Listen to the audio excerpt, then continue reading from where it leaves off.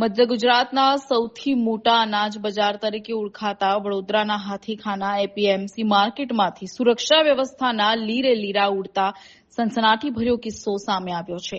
માર્કેટમાં 24 કલાક કડક સિક્યોરિટી સ્ટાફ તૈનાત હોવા છતાં ગત રાત્રે તસ્કરોએ એક સાથે 10 થી વધુ દુકાનોને નિશાન બનાવી લાખો રૂપિયાની રોકડ રકમની ચોરી કરી રફુચક્કર થઈ ગયા છે। એક જ રાતમાં આટલી મોટી સંખ્યામાં દુકાનોના તાળા તૂટતા વેપારી આલમમાં ભારે રોષ અને ફફડાટ વ્યાપી ગયો છે। ઘટનાની જાણ થતાં જ કુંભારવાડા પોલીસ સ્ટેશનનો કાફલો અને ઉચ્ચ પોલીસ અધિકારીઓનો સ્ટાફ તાત્કાલિક ઘટના સ્થળે દોડી આવ્યો। પ્રાથમિક તપાસમાં અલગ અલગ દુકાનોમાંથી લાખોની રોકડ ચોરાઈ હોવાનું બહાર આવ્યું છે, જ્યારે સાંજ સુધીમાં ચોરીનો આંકડો અને ભોગ બનનાર દુકાનોની સંખ્યા વધે તેવી પૂરેપૂરી આશંકા સેવાઈ રહી છે। ઉચ્ચ પોલીસ અધિકારીઓ સહિત કુંભારવાડા પોલીસની ટીમ દ્વારા ઘટનાસ્થળનું નિરીક્ષણ કરવામાં આવ્યું હતું।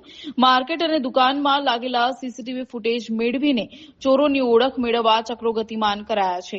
માર્કેટની સિક્યોરિટી હોવા છતાં તસ્કરો આટલી મોટી ચોરીનો અંજામ આપવામાં કેવી રીતે સફળ રહ્યા તે અંગે પોલીસે ઊંડાણપૂર્વક તપાસ હાથ ધરી છે।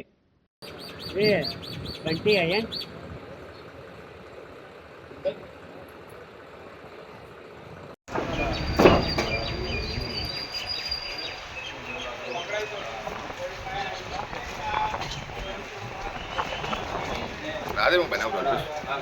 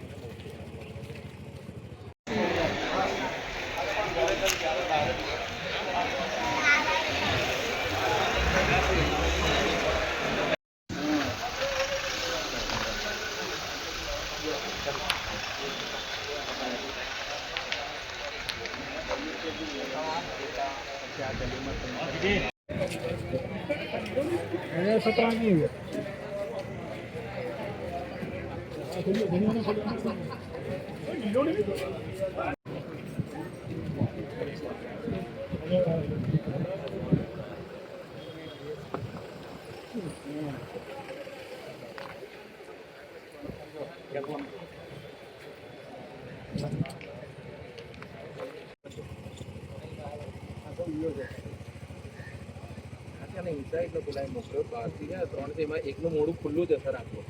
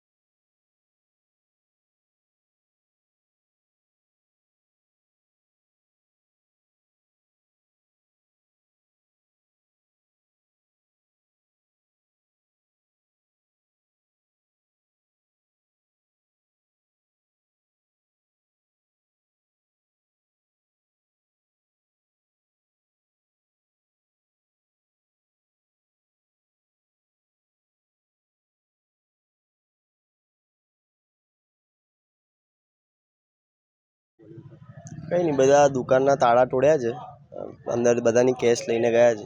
તમારી દુકાનમાંથી કેટલા પૈસા ગયા છે? મારા એમ 1.5-2 જેવા ગયા છે. અહીંયા સિક્યુરિટી મૂકવામાં આવી છે? સિક્યોરિટી તો છે જ ને, પણ હવે આટલું બધું થયું છે કોઈને ખબર નહીં પડી, એ વાત બી તો છે ને. સર આપણે પોલીસ પેટ્રોલિંગ એવું નથી કરતું? પેટ્રોલિંગ તો અંદર નહીં થતી, બાકી સિક્યોરિટી સારી છે. 20 રાતે 10-15 લોકો હોય છે, પણ હવે હું કરતા હતા રાત્રે, હવે એમને ખબર. કેટલી દુકાનોમાં હશે થયું? આશરે 10-12 દુકાન હશે.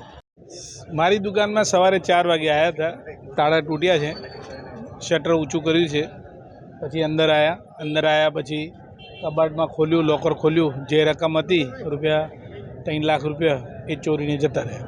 કેટલી દુકાનો તૂટી હતા? 10 થી 12 દુકાનોના શટર તૂટ્યા છે. સિક્યુરિટી નથી મૂકવામાં? સિક્યુરિટી છે, ઝાંપા ઉપર ઊભો રહે છે, પણ રાત્રે કશું કેમેરામાં દેખાતું નથી કે સિક્યુરિટીવાળો આવતો હોય જતો હોય. પોલીસ પેટ્રોલિંગ નથી થતી વિસ્તારમાં? ના, એ તો રાત્રે કોઈ દિવસે નહીં થતી, દિવસે થતી હોય છે, રાત્રે કોઈ દિવસે નહીં થતી. વિસ્તારમાં પોલીસ પેટ્રોલિંગની જરૂર છે, તમે એવું માનો છો? આના પછી તો લાગે ને.